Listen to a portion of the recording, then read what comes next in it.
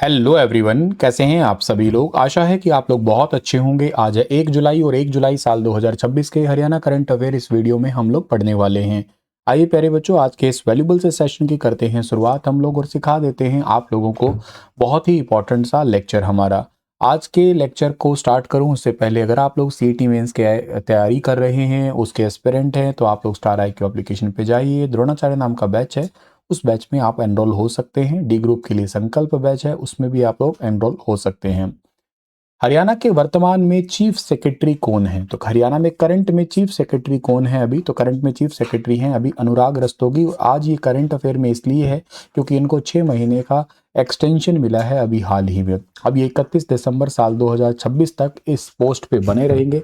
हरियाणा के इतिहास में ही ऐसा पहली बार हुआ है कि जब किसी चीफ सेक्रेटरी को लगातार दूसरी बार एक्सटेंशन मिला है। इससे पहले उन्हें 1 साल का एक्सटेंशन मिला था, 30 जून को इनका एक्सटेंशन कंप्लीट हो गया। अब इनको 6 महीने का एक्सटेंशन और मिल गया है। ऐसा क्यों मिला है सर? क्योंकि सरकार के कई सारे इंपॉर्टेंट डिजिटल फाइनेंशियल और के साथ साथ जो एडमिनिस्ट्रेटिव रिफॉर्म किए इन्होंने, जैसे पेपरलेस रजिस्ट्री है, ई गवर्नेंस, परिवार पहचान पत्र, ये सब चल रहे हैं। सरकार नहीं चाहती है कि किसी का नेतृत्व बदलने से इनकी प्रोसेस में जो है ना चेंजेस हो सके। उनमें हालांकि ये बहुत अच्छे तरीके से काम कर भी रहे हैं। रस्तोगी को मुख्यमंत्री नायब सिंह सैनी के सबसे भरोसेमंद अधिकारियों में से गिना भी जाता है और बहुत अच्छे तरीके से ये सचिवालय के साथ में सिंक्रोनाइज करके काम करते हैं। आर्थिक प्रबंधन और नीति क्रियान्वयन में इनका बहुत अच्छा एक्सपीरियंस भी है। हरियाणा और राजस्थान के बीच में हाल ही में एक MOU हुआ है, किस मुद्दे पे हुआ है? ये सबसे ज़्यादा जरूरी सवाल है और एग्जाम ओरिएंटेड भी है, काफ़ी न्यूज़ में भी है। ये विवाद तो पहले बहुत लंबा था, इसकी बात अलग है, लेकिन फिलहाल के लिए हरियाणा में यमुना जल बंटवारा हुआ है राजस्थान और हरियाणा के बीच में।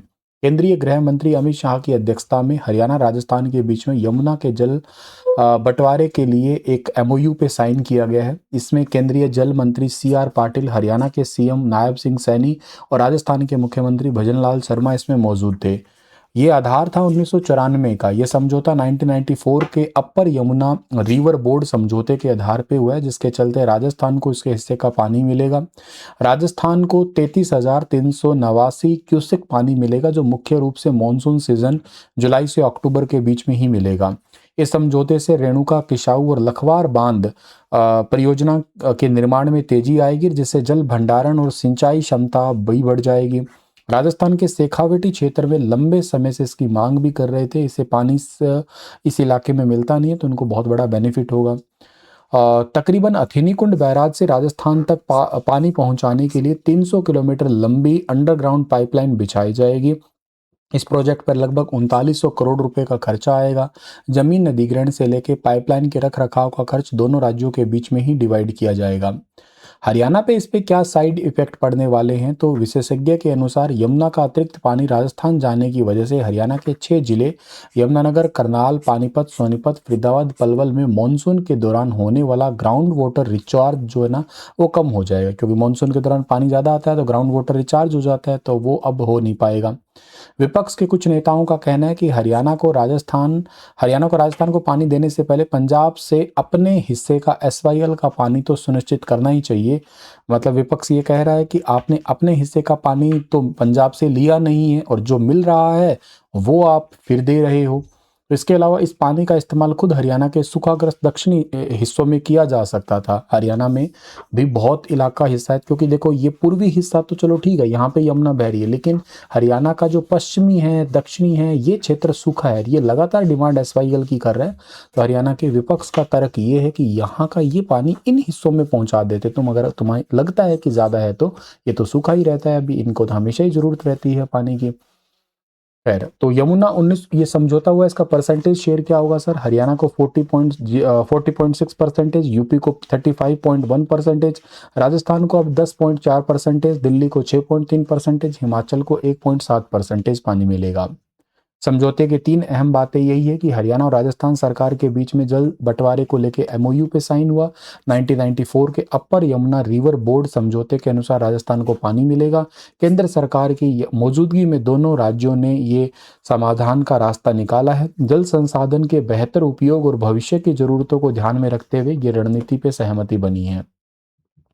हरियाणा सरकार ने ग्रामीण सफाई कर्मचारियों का मासिक वेतन 1 जुलाई यानी कि आज से कितना कर दिया है? अब ये बढ़ा के कर दिया है 18,100 रुपये कर दिया है। और ग्रामीण सफाई कर्मचारियों का 2100 रुपये में 2100 रुपये इजाफा हुआ है। पहले 16,000 रुपये से बढ़ा के अब इनको 18,100 रुपये कर दिए गए हैं। और इसके बाद में बात करते हैं हम लोग, सिरसा के किस कलाकार का नाम एक ही फिल्म में 50 अलग अलग किरदार निभाने के लिए एशिया बुक ऑफ रिकॉर्ड और इंडिया बुक ऑफ रिकॉर्ड में दर्ज हुआ है? इनका नाम है Sachin Kathuria. Option number B इसका ठीक रहेगा। एक फिल्म में 50 किरदार, सिरसा के कलाकार है सचिन कथूरिया। इन्होंने trap a man with 50 shades में 50 अलग अलग भूमिकाएं निभाई है और नेशनल और इंटरनेशनल लेवल पे अपनी पहचान बनाई है। इसके लिए इनको इंडिया बुक ऑफ रिकॉर्ड्स, इसके साथ साथ एशिया बुक ऑफ रिकॉर्ड्स में इनका नाम दर्ज हुआ है। इसके अलावा इनको ग्रैंड मास्टर की प्रतिष्ठित उपाधि से भी सम्मानित किया है। सचिन ने इस फिल्म में केवल 50 किरदार ही नहीं निभाए बल्कि फिल्म की कहानी लिखने और इसके निर्देशन, डायरेक्शन की भी जिम्मेदारी निभाई है। तो मतलब समझो ऑलराउंडर का काम इन्होंने किया है। द स्क्रीन हंटर्स बैनर के तहत इन्होंने ये सारा काम किया है। हरियाणा में कितने नए पुलिस थाने, महिला पुलिस थाने स्थापित करने की घोषणा हुई है? टोटल 7 महिला पुलिस थाने सेटअप किए जाएंगे। 33 तो अभी है ही हैं, 7 और ऐड करके टोटल 40 करेंगे। हालांकि इसकी चर्चा पहले भी हुई थी, अब फिर से इसको अपडेट किया है। हरियाणा पुलिस के आधुनिकीकरण, मॉडर्नाइजेशन के लिए लगभग 750 करोड़ रुपए खर्च किए जाएंगे। अजय सिंघल हरियाणा पुलिस में डीजीपी है, डायरेक्टर जनरल ऑफ पुलिस है। और इसके अलावा पुलिसकर्मी और उनके परिवारों की भलाई के लिए कई नई योजनाएं स्टार्ट की गई है, जिसमें शगुन योजना है, हॉस्टल योजना है, मेंटल हेल्थ है, स्ट्रेस मैनेजमेंट योजना है। इससे थोड़ा बेहतर माहौल मिले और उनके शारीरिक और मानसिक स्वास्थ्य को भी मजबूती मिले। वैसे कानून व्यवस्था को मजबूत बनाने के लिए अभेद और ड्यूल ओटीपी सिस्टम, डायल 112, इसके अलावा कई सारे रात्रि नाकाबंदी है, सीसीटीवी कैमरों का विस्तार है, एंटी नारकोटिक कंट्रोल, नशा मुक्ति पहल, ट्रेनिंग रिफॉर्म्स, ऐसे कई सारी चीज़ें जो है ना वो स्टार्ट की गई है। तो इसको आप लोगों को जरूर याद रख लेना है यहाँ पे। और पुलिस क्षमता बढ़ाने के लिए मुख्यमंत्री की कुछ घोषणा भी है, जैसे 5,000 नए पुलिस कर्मियों की भर्ती की जाएगी। पुलिस बल में अग्निवीरों को अवसर दिया जाएगा। आधुनिक एटीएस का गठन होगा। 1 रैंक 1 पे योजना लागू होगी। इंडिया रिजर्व बटालियन की स्थापना की जाएगी नूह में 107 एकड़ जमीन में। आपात स्थितियों को निपटने के लिए 150 नई इमरजेंसी रिस्पॉन्स व्हीकल खरीदेंगे। 7 महिला पुलिस थाने बनेंगे। पुलिस वेलफेयर फंड की सुविधा भी मिलेगी। हरियाणा एफपीओ मिशन 2026 की शुरुआत किस अभियान के समापन समारोह में की गई? तो यह खेत बचाओ अभियान समारोह के अंदर की गई है। अभी मुख्यमंत्री जी और मुख्यमंत्री जी का उद्देश्य है कि केवल जमीन बचाना ही नहीं बल्कि पानी की बचत करना है, मिट्टी की सेहत को सुधारना है और पर्यावरण की रक्षा करना भी है। सरकार की ओर से 10,13,000 से ज़्यादा किसानों के बैंक खातों में 864 करोड़ रुपए की सब्सिडी डायरेक्ट ट्रांसफर की जा चुकी है अभी तक के लिए। अभी रेवाड़ी में एक कार्यक्रम हुआ था, इसमें केंद्रीय मंत्री भी थे जो एक्चुअली एग्रीकल्चर डिपार्टमेंट को संभालते हैं, शिवराज सिंह चौहान।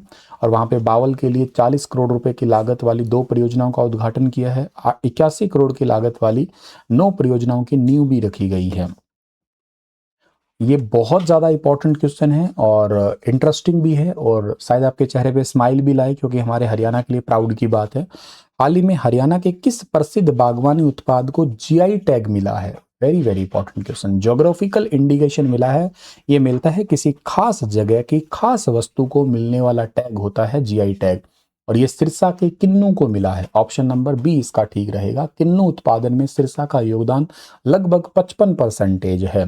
किसानों की मेहनत को अब राष्ट्रीय और अंतर्राष्ट्रीय लेवल की पहचान मिलेगी। गुणवत्ता और पहचान को कानूनी संरक्षण भी मिलेगा, कोई इसकी कॉपी नहीं कर पाएगा। और हरियाणा में बागवानी क्षेत्र को नई मजबूती भी मिलेगी।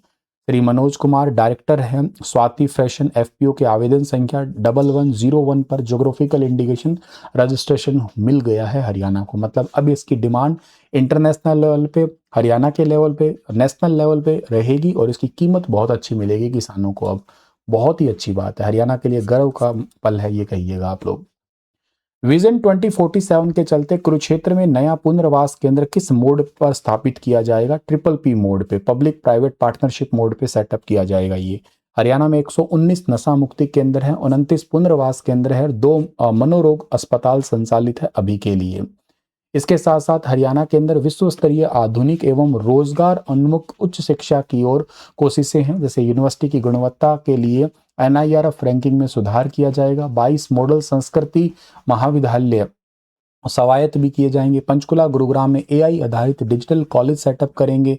इसके अलावा शोध और नवाचार को मिलेगा बढ़ावा। पेटेंट शुल्क की 100% प्रतिपूर्ति की जाएगी। इसके अलावा अव्वल बालिका योजना के चलते मेधावी बच्चियों को स्कूटी मिलेगी, वेरी इंपॉर्टेंट है ये। और इसके अलावा ड्रॉप आउट विद्यार्थियों को शिक्षा की मुख्य धारा से भी जोड़ा जाएगा। और इसके अलावा जो है ना, हरियाणा के अंदर पहले चरण में 1000 प्रशिक्षित केयर ग्रीवेंस के तैयार किए जाएंगे। हर डिस्ट्रिक्ट में सीनियर सिटीजन क्लब भी बनाया जाएगा। अकेले रहने वाले बुजुर्गों की सुरक्षा और सहायता हरियाणा पुलिस करेगी। वरिष्ठ नागरिकों के सम्मान और सुरक्षा के लिए देखभाल के लिए एक नया संबल भी तैयार किया जाएगा। नेक्स्ट आता है आपका, हरियाणा में पहला फिल्म फेस्टिवल 2026 कब आयोजित होगा? तो ये आयोजित होने वाला है 12 से 15 नवंबर तक आयोजित किया जाएगा। ये इसका उद्देश्य है कि हरियाणवी सिनेमा, लोक संगीत, कला, साहित्य और राज्य की समृद्ध सांस्कृतिक विरासत को ग्लोबल लेवल पे पहचान मिल सके। और इसको जो है ना, एक ध्यान रखना, भाषा संस्कृति विभाग के महानिदेशक का नाम है श्री के मकरंद पांडुरंग। आज का सेशन इतना ही है, कल फिर मिलता हूं आप लोगों के लिए। आप मुझे कमेंट में ये बताना, हरियाणा में कपास ज्यादा कहाँ पे होती है, कपास हरियाणा में कहाँ ज्यादा होती है, ये जरूर बताना आप लोग मुझे, ठीक है। Thank you so much, Radhe Radhe.